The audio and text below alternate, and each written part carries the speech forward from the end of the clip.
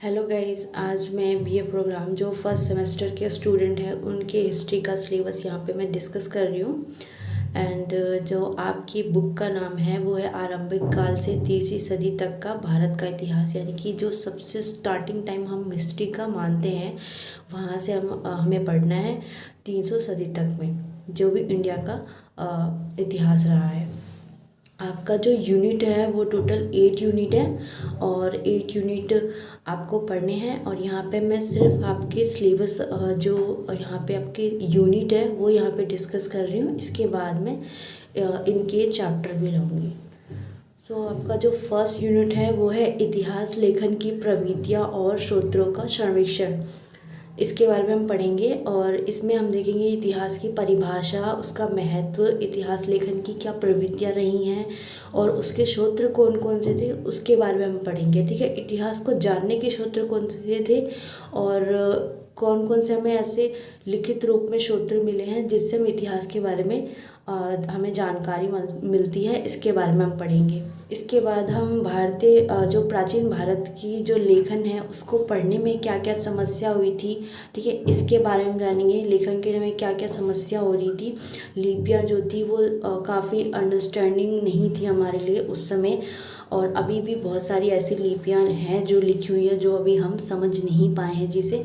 तो इसके बारे में हम पढ़ेंगे क्या क्या समस्याएं आई थी और इसकी विशेषता क्या है, इसके बारे में हम पढ़ेंगे। और जो प्राचीन भारतीय इतिहास का दृष्टिकोण कैसा था इसके बारे में पढ़ेंगे और इसकी जो धारणाएं हैं इसके बारे में हम डिटेल से वीडियो में पढ़ेंगे।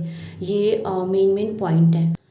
इसके बाद आपका सेकंड यूनिट है प्रागैतिहासिक संस्कृतियाँ, जिसमें पूरा पाषाण काल, मध्य पाषाण काल और नव पाषाण काल के बारे में पढ़ना है, जिसमें हम पूरा पाषाण कालीन, मध्य पाषाण कालीन और नव पाषाण कालीन जो संस्कृतियाँ हैं और लोहयुगीन जो संस्कृतियाँ हैं उसके बारे में पढ़ेंगे। और खाद्य उत्पादन का आरंभ कैसे हुआ था, ठीक है, इसके बारे में हम डिटेल से पढ़ेंगे।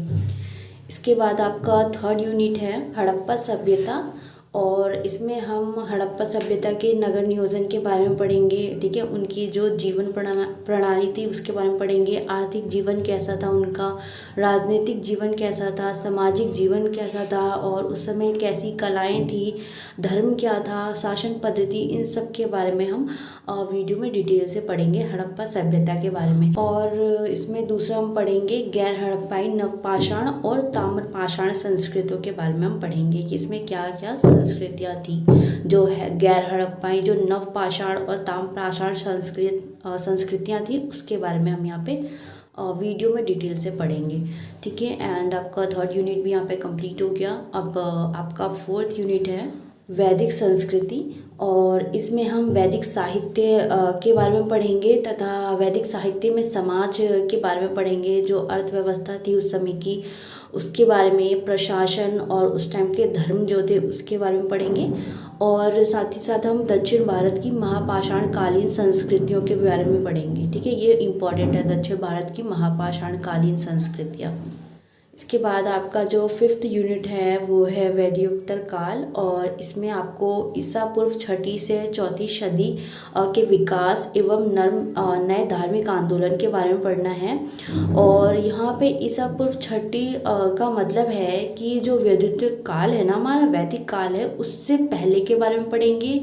और वैदिक जो हमारा काल चला है उसके 4वीं सदी तक के बारे में पढ़ेंगे कि उस समय तक क्या विकास हुआ था, यानी कि 6वीं से पहले, वैदिकोत्तर काल से पहले और वैदिकोत्तर काल के 4वीं सदी तक का विकास हमें पढ़ना है। और इसमें जो नए धर्म आंदोलन आए थे, धार्मिक आंदोलन होते, उसके बारे में पढ़ेंगे हम।